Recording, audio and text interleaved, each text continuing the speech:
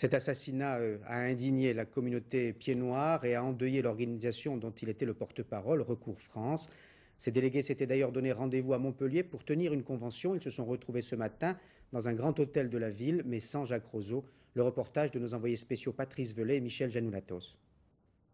Notre Père qui es aux cieux. Une prière pour le souvenir ce matin, en arabe puis en français, devant une assistance attentive et attristée. Les amis de Jacques Roseau, ses amis du recours.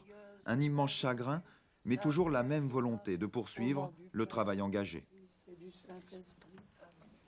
Notre action ne s'arrêtera pas. C'est une action qui est engagée, elle a des objectifs qui sont très nets, la réhabilitation du droit de la justice pour une communauté qui a trop attendu. Et ceci nous conforte encore davantage dans la volonté d'arriver et d'aboutir. Nicole Mariello, la plus émue de tous. Elle était dans la voiture de Jacques Roseau hier soir. Avec lui, elle avait préparé cette convention, défini des orientations nouvelles pour le mouvement. La mémoire y tenait la meilleure place. Tous le disent, le recours a perdu sa voix.